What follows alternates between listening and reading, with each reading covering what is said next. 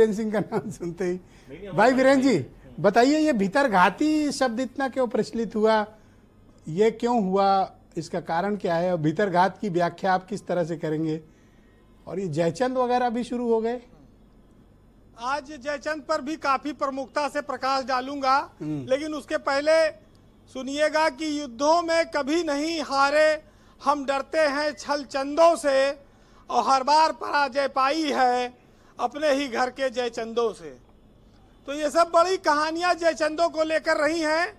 लेकिन ब्रजेश जी, जब कोई पार्टी, कोई वृक्ष बहुत बड़ा हो जाता है, तब उसकी जो उसके भीतर गुटबाजी शुरू हो जाती है, जो टांग खिंचाई शुरू होती है, भीतर घात होता है, वो एक दिन बहुत बड़ा नुकसान कर देता है, चाहे कोई संगठन हो या पेड़ हो या कोई व्यक्ति हो। अच्छा, एक बात नेताओं में बड़ी कॉमन है, उनका मानना ये हमेशा रहा है कि भैया जब ये हरी हैं तब तो हम टिकट पाओ आगे, तो एक को तो निपटाओ पहले। तो इस चुनाव में तो निपटाने का बहुत काम चला है, बड़ा सिलसिला चला है। और भाजपा में भीतरघात पर बात हो रही है, ये बड़ी हिम्मत की बात है, क्योंकि वो बहुत बड़ी पार्टी है, जब चाहे जिस पर अनुशासन से कार्रवाई कर दे। लेकिन कुछ लोगों ने हिम्मत तो दिखाई, चाहे संजीव बालियान है, चाहे राजवीर सिंह राजू भैया है, जो लोग कह रहे हैं, तो इस बात पर कम से कम ये भाजपा के मूल लोग हैं, इन्होंने इतनी हिम्मत दिखाई कि आज बीजेपी में भीतरघाती बैठे हैं, आस्तीन के सांप बैठे हैं। इन आस्तीन के सांपों को नहीं निकाल पा रही है पार्टी, रोज सैकड़ों लोगों को पार्टी ज्वाइन करा रही है, जिनकी छवि खराब है वो भी भाजपा में सवेरे 8 बजे से लाइन लग जाती थी, 9 बजे सवेरे तक, उसके बाद तब पाठक जी और भूपेंद्र चौधरी और केशव जी सब लोग जाते थे सभा करने। पहले 8 बजे से 10 बजे तक रोज सवेरे शामिल होने का कार्यक्रम चलता था यूपी में। तो ये थोक के भाव में हर तरह के लोगों को एकजुट करके भी भाजपा हार गई। अब बात आती है आरएलडी की, तो आरएलडी ने सबसे पहला भीतरघात अखिलेश यादव के साथ किया, जब उन्होंने राज्यसभा का सांसद बनाया जयंत चौधरी को, और उसके बाद फिर वो लोकसभा चुनाव में अपने फायदे के लिए वो चले गए भाजपा के गठबंधन में। आरएलडी 35 सीटों पर करीब लड़ी थी विधानसभा में, 9 विधायक उनके जीत के आए और 1 राज्यसभा उनको मिली, लेकिन उसके बाद संभावनाएं ज्यादा नहीं थी। तो आप उसे भी भीतरघात की पहली श्रेणी में मान सकते हैं, जहां से उसने संजीवनी पाई थी। और आज तो खैर जयंत चौधरी की पार्टी इनाम पर इनाम पा रही है। शायद उन्होंने भी नहीं सोचा होगा कि आज जो पार्टी 5 साल पहले एकदम जीरो पर थी, आज उसको इतनी बुलंदी पर है।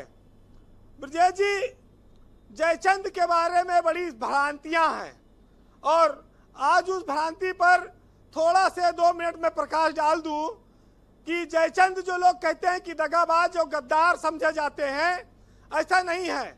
जयचंद उत्तर भारत के गढ़वाल वंश के राजा थे, और कन्नौज उनको उनके पिता ने राज के रूप में दिया था, और कन्नौज से लेकर बनारस तक जयचंद एक लोकप्रिय राजा के तौर पर रहे।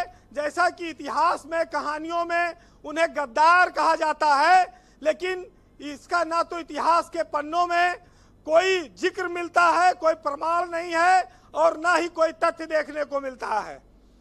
जयचंद एक वीर और प्रतापी राजा के तौर पर 1170 से 1194 तक, 19वीं तक उन्होंने राज किया है।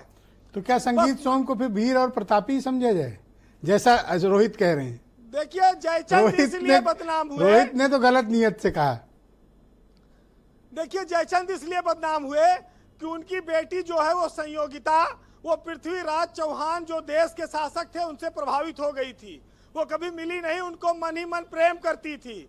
लेकिन जयचंद ने जब ये जाना तो उन्होंने उसका स्वयंवर कर दिया, और उस स्वयंवर में पृथ्वीराज नहीं बुलाए गए, जिसकी वजह से पृथ्वीराज नाराज होकर संयोगिता को स्वयंवर के बाद उठा ले गए थे। और इस अपमान का बदला लेने के लिए जयचंद ने उनकी बेटी को पृथ्वीराज अगवा कर ले गए, इसलिए उन्होंने मोहम्मद गौरी से हाथ मिलाया था। और बाद में पृथ्वीराज को हराया और फिर बाद में उनका राज भी कुतुबुद्दीन ऐबक ने छीन लिया था। तो जयचंद कोई गद्दार राजा नहीं थे। अपनी बेटी को कोई उठा ले जाएगा तो उसके खिलाफ लड़ने के लिए उन्होंने पृथ्वीराज के दुश्मन से हाथ मिलाया था जी। अब संगीत सोम के खैर तो ऐसे कोई घटना नहीं हुई, लेकिन विधानसभा तो हारे ही थे। तो दुश्मन से अगर मौके पे हाथ मिला लिया रहा है कोई, तो उसको इतिहास में गद्दार लिख देना ये कहां तक जायज है। हीरो वाजपेयी जी की जान बची, सहमत है आपसे वो 100%। बिरजेश जी, खाली कोई जाटे से गद्दारी हुई है और ये पश्चिमी उत्तर प्रदेश में भीतरघात और गद्दारी की बात आ रही है। इधर भी हुआ है। अरे भाई, बुंदेलखंड में भी बीजेपी हारी है, मध्य यूपी में हारी है, पूरब में भी हारी है। ओबीसी ने भी नहीं वोट दिया, मायावती का जादू टूट गया, दलित कांग्रेस और समाजवादी पार्टी के गठबंधन पर वोट दे आया। इसमें सब में अगर गद्दारी देखी जाए तो अब ये अपनी अपनी बात है। लेकिन चूंकि जो पहला चरण था जिसमें 8 लोकसभा की सीटें थी सहारनपुर, कैराना, मुजफ्फरनगर, नगीना, मुरादाबाद, रामपुर, पीलीभीत भी था, पीलीभीत हार गए। पीलीभीत जीत गए और एक बिजनौर आरएलडी जीत गई। तो 6 में से 8 में से 6 हार गए। इस वजह से ये वहां से बवाल मचा हुआ है। लेकिन पूरा पश्चिम में भी तमाम सारी समस्याएं, इसको देखना होगा। बीजेपी गद्दार ढूंढने के साथ ही अब जनाधार बढ़ाने भी ध्यान दे, क्योंकि वक्त ज्यादा नहीं बचा है और कहते हैं कि शेर के मुंह खून लग गया है और उसने अब घर देख लिया है, बार बार आएगा। तो 27 के चुनाव को तैयारी करना चाहिए। देखिए, एक साहित्यकार ने लिखा है कि आदि मानव ने आग जलाई और बस्तियां आबाद हो गईं, और सभ्य मानव ने आग लगाई और बस्तियां खाक हो गईं। तो ये आदि मानव और सभ्य मानव के इतिहास की एक बहुत छोटी सी शब्दों की कहानी है। बहरहाल सुनिएगा, एक साहित्यकार ने लिखा है कि जिनकी वजह से दुश्मनों के हौसले बुलंद होते हैं, वे कभी मीर जाफर तो कभी जयचंद होते हैं, और उनका कोई भगवान कोई रब नहीं होता, आस्तीन के सांपों का कोई मजहब नहीं होता। बहुत शुक्रिया वीरेंद्र जी, बहुत बहुत धन्यवाद। आपने हिस्ट्री और पॉलिटिक्स और प्रेजेंट सिनेरियो सब के बारे में